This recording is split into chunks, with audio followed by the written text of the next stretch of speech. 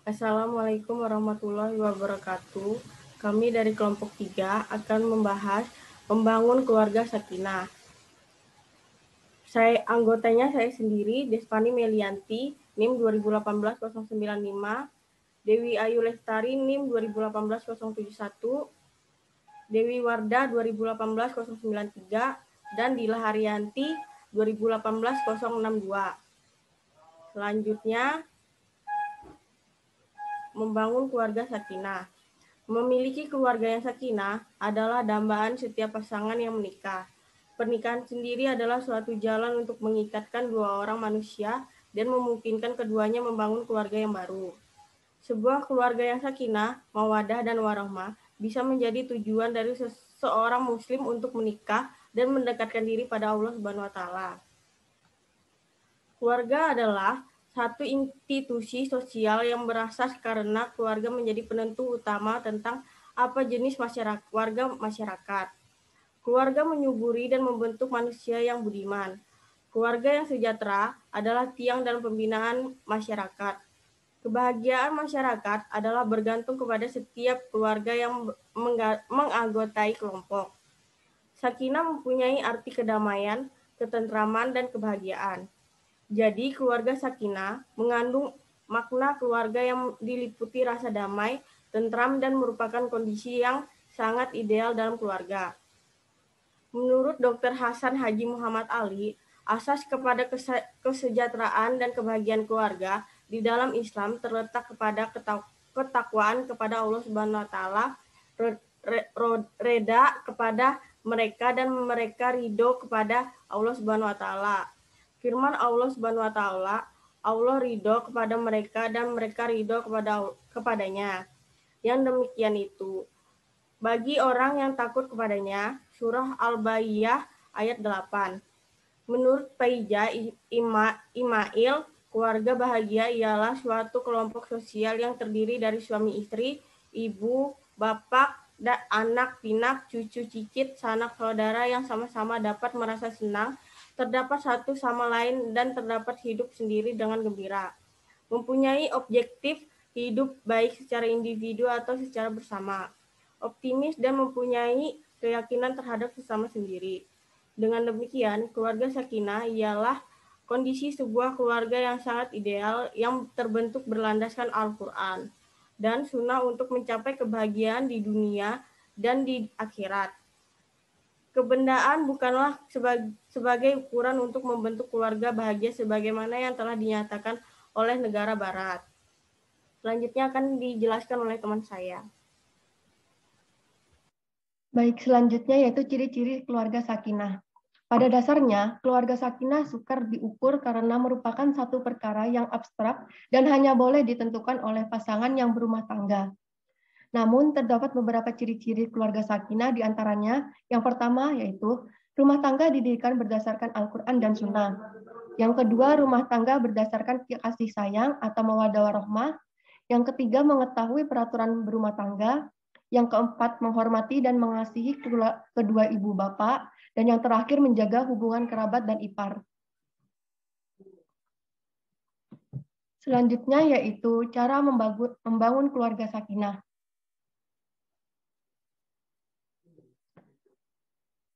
Al-Quran merupakan landasan dari terbangunnya keluarga sakinah dan mengatasi permasalahan yang timbul dalam keluarga dan masyarakat.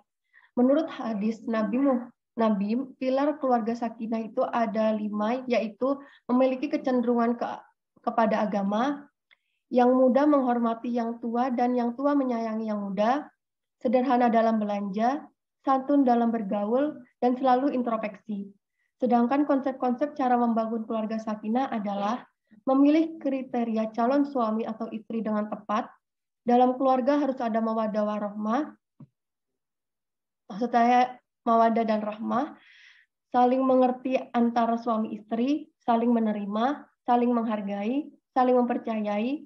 Suami istri harus menjalankan kewajiban masing-masing. Suami istri harus menghindari pertikaian. Hubungan antara suami istri harus ada dasar saling membutuhkan. Suami istri harus senantiasa menjaga makanan yang halal, dan suami istri harus menjaga akidah yang benar.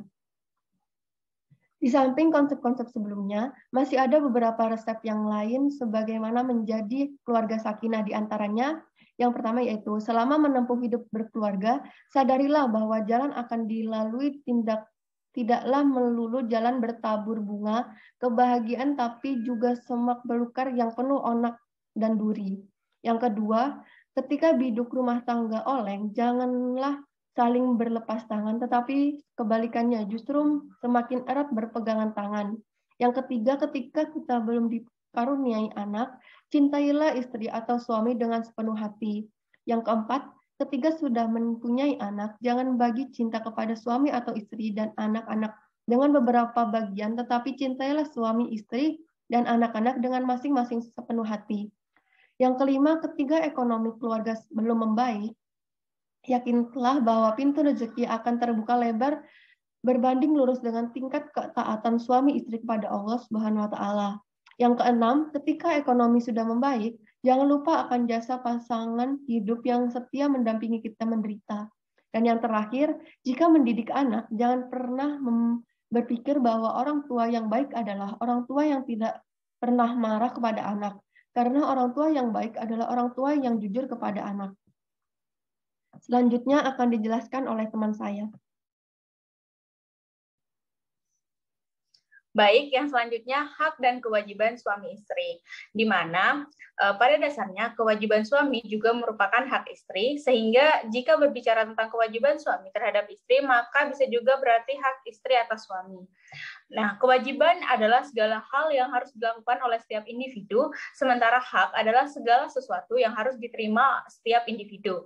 Menurut Abdul Wahab Khalaf, bahwa hak terdiri dari dua macam, yaitu hak Allah dan hak Adam. Dan hak istri atau suami tentunya merupakan dimensi horizontal yang menyangkut hubungan dengan sesama manusia, sehingga dapat dimasukkan dalam kategori hak Adam. Dan adapun yang menjadi hak istri atau bisa juga dikatakan kewajiban suami terhadap istri adalah sebagai berikut. Yang pertama yaitu mahar, di mana menurut Mutafadibul Bika, mahar adalah harta benda yang harus diberikan oleh seorang laki-laki atau calon suami kepada perempuan atau calon istri karena pernikahan. Pemberian mahar kepada calon istri merupakan ketentuan Allah Subhanahu wa taala bagi calon suami, sebagaimana tertulis dalam Al-Quran surat An-Nisa ayat 4 yang artinya, berikanlah mas kawin atau mahar kepada wanita yang kamu nikahi sebagai pemberian dengan penuh kerelaan. Kemudian, jika mereka menyerahkan kepada kamu sebagian dari mas kawin itu dengan senang hati, maka makanlah atau ambillah pemberian itu sebagai makanan yang sedap lagi baik akibatnya. Nah, yang kedua, ada nafkah, pakaian, dan tempat tinggal. Nafkah berasal dari bahasa Arab, yaitu an-nafaqah yang artinya pengeluaran, yakni pengeluaran yang biasanya dipergunakan oleh seseorang untuk sesuatu yang baik atau dibelanjakan untuk orang-orang yang menjadi tanggung jawabnya. Nah, fuqaha telah sependapat bahwa nafkah terhadap istri itu wajib atas suami yang merdeka dan berada di tempat. Mengenai suami yang bepergian jauh, maka jumhur fuqaha tetap mewajibkan suami atas nafkah untuk istrinya. Sedangkan Imam Abu Hanifah tidak mewajibkan kecuali dengan putusan penguasa. Nah, yang ketiga yaitu menggauli istri secara baik. Menggauli istri dengan baik dan adil merupakan salah satu kewajiban suami terhadap istrinya. Nah, sebagaimana ada firman Allah dalam Al-Quran pada surat An-Nisa ayat 19 yang artinya, hai orang-orang yang beriman, tidak halal bagi kamu pusakai wanita dengan jalan paksa, dan janganlah kamu menyusahkan mereka karena hendak mengambil kembali sebagian dari apa yang telah kamu berikan kepadanya, terkecuali bila mereka melakukan pekerjaan keji yang nyata. Dan bergaulah dengan mereka secara patut, kemudian bila kamu tidak menyukai mereka, maka bersabarlah, karena mungkin kamu tidak menyukai sesuatu, padahal Allah menjadikan padanya kebaikan yang banyak. Dan yang keempat, menjaga istri dari dosa.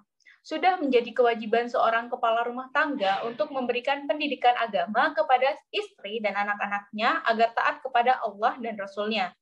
Dengan ilmu agama, seseorang mampu membedakan baik dan buruknya perilaku dan dapat menjaga diri dari berbuat dosa. Selain itu, selain ilmu agama, seseorang suami juga wajib memberikan nasihat atau teguran ketika istrinya hilaf atau lupa atau meninggalkan kewajiban dengan kata-kata bijak yang tidak melukai hati sang istri. Sebagaimana firman Allah Subhanahu wa taala pada surat At-Tahrim ayat 6 yang artinya, "Hai orang-orang yang beriman, perihalalah dirimu dan keluargamu dari api neraka yang bahan bakarnya adalah manusia dan batu. Penjaganya malaikat-malaikat yang kasar, keras, dan tidak mendurhakai Allah terhadap apa yang diperintahkannya kepada mereka dan selalu mengerjakan apa yang diperintahkan." Dan yang kelima, memberikan cinta dan kasih sayang kepada istri. Nah, sebagaimana firman Allah Subhanahu wa taala dalam surat Ar-Rum ayat 21, di atas pada kewajiban dapat juga dimaknai bahwa seorang suami wajib memberikan cinta dan kasih sayang kepada istrinya yang terwujud dalam perlakuan dan perkataan yang mampu membuat rasa tenang dan nyaman bagi istri dalam menjalankan fungsinya sebagai istri sekaligus ibu rumah tangga. Adapun bentuk perlakuan tersebut bisa berupa perhatian, ketulusan, keromantisan, kemesraan, rayuan, ataupun seterusnya. Nah, di sini juga ada hak suami atau bisa juga dikatakan kewajiban istri terhadap suami. Yang pertama adalah taat kepada suami. Mentaati suami merupakan perintah Allah Subhanahu wa taala sebagaimana yang tersirat dalam Al-Qur'an surat An-Nisa ayat 34 yang artinya kaum lelaki-laki itu adalah pemimpin bagi kaum wanita. Oleh karena Allah telah melebihkan sebagian mereka atau laki-laki atau sebagian lain atau wanita dan mereka karena mereka laki-laki telah menafkahkan sebagian harta mereka, sebab itu maka wanita yang solehah ialah yang taat kepada Allah lagi memelihara diri ketika suaminya tidak ada. Oleh karena itu, Allah telah memelihara mereka, wanita-wanita yang kamu khawatirkan nususnya, maka nasihatilah mereka dan pisahkanlah mereka di tempat tidur mereka, dan pukullah mereka. Kemudian jika mereka mentaatimu, maka janganlah kamu mencari-cari jalan untuk menyusahkannya, sesungguhnya Allah Maha Tinggi lagi Maha Besar. Dan yang kedua adalah mengikuti tempat tinggal suami. Setelah menikah, biasanya yang jadi permasalahan suami istri adalah tempat tinggal. Karena kebiasaan orang Indonesia pada masa-masa awal menikah, suami istri masih ikut di rumah orang tua salah satu pasangan, lalu kemudian mencari tempat tinggal sendiri. Dalam hal ini, seorang istri harus mengikuti di mana suami bertempat tinggal, entah itu di rumah orang tuanya atau di tempat kerjanya. Karena hal tersebut merupakan kewajiban seorang istri untuk mengikuti di mana suami bertempat tinggal. Dan yang ketiga adalah menjaga diri saat suami tidak ada. Nah, seorang wanita yang sudah menikah dan memulai rumah tangga, maka harus membatasi tamu-tamu yang datang ke rumah. Ketika ada tamu lawan jenis, maka yang harus dilakukan adalah tidak menerimanya masuk ke dalam rumah, kecuali jika ada suami yang menemani dan seizin suami. Karena perkara yang dapat berpotensi mendatangkan fitnah haruslah dihindari. Nah, Allah Subhanahu wa taala berfirman, "Wahai solehah adalah yang taat kepada Allah dan menjaga diri ketika suaminya tidak ada oleh karena Allah telah memelihara mereka." Kisah surat An-Nisa ayat 34. Mungkin itu saja, bisa dilanjutkan oleh teman saya. Berpasang-pasangan merupakan fitrah seluruh makhluk hidup, khususnya bagi umat manusia yang diciptakan berpasang-pasangan dalam suatu ikatan yang sah, yaitu pernikahan. Merupakan suatu cara yang diberikan oleh Allah untuk mendatangkan ketentraman dan kebahagiaan. Sebagai sarananya diciptakan perasaan kasih dan sayang. Umat manusia tersusun dari keluarga atau rumah tangga. Karena itu, Allah mensyariatkan nizam atau peraturan untuk mewujudkan rumah tangga bahagia dan dapat melaksanakan beraneka ragam tugas dalam kehidupan di dunia ini. Rumah tangga merupakan kesatuan unit sosial terkecil yang ada di masyarakat. Meskipun kecil, tetapi kedudukan dan peranannya sangat penting dan menentukan bagi kelangsungan dan kemantapan masyarakatnya. Akan tetapi, kita tidak bisa menutup mata bahwasanya ketentraman dan kebahagiaan yang diharapkan dari sebuah pernikahan tidak selalu terwujud. Dalam pernikahan Tidak mungkin selalu keadaan mulus, akan ada saja permasalahan dan konflik. Konflik bisa menjadikan orang dewasa, namun juga bisa membuat orang menarik diri. Karenanya diperlukan manajemen konflik sehingga membantu pasangan suami istri untuk mencapai apa yang dicita-citakan dalam perkawinan. Manajemen konflik terdiri dari dua kata, yaitu manajemen dan konflik, di mana manajemen merupakan suatu aktivitas menetapkan apa yang harus dilakukan dan menyelesaikan atau mewujudkan tujuan tersebut dengan cara yang terbaik melalui bantuan orang lain. Dalam bahasa Arab, manajemen biasa disebut dengan peraturan, administrasi, kepantasan, kelayakan, kemahiran, kecakapan, kepiawaian, atau mahir dalam mengatur. Kemudian konflik. Konflik adalah dua atau lebih reaksi yang bertentangan terhadap suatu peristiwa atau perbedaan antara dua individu, adanya saling permusuhan antara kelompok, atau adanya suatu masalah yang harus diselesaikan. Dalam bahasa Arab, konflik bisa disebut dengan pertentangan, perselisihan, membunuh, berkelahi, perang, memukul, berhadapan atau berseberangan dalam opini, saling memaki dan sejenisnya, saling memukul, serta berhadapan dengan fisik. Kemudian, konflik tidak hanya dilihat sebagai hal yang negatif, tidak wajar ataupun merusak, tetapi gejala konflik adalah hal yang alami dan wajar. Lebih lanjutnya, konflik sudah seharusnya dapat dikendalikan dan digunakan sebagai sesuatu yang memperkaya suatu hubungan antara dua manusia atau lebih. Seperti yang dikemukakan di atas, konflik bisa berakibat positif atau negatif dan juga membawa kepada dampak positif dan negatif pula. Karena itulah berikut dipaparkan bagaimana penanganan konflik yang bisa menjadikan hubungan suami istri kembali harmonis.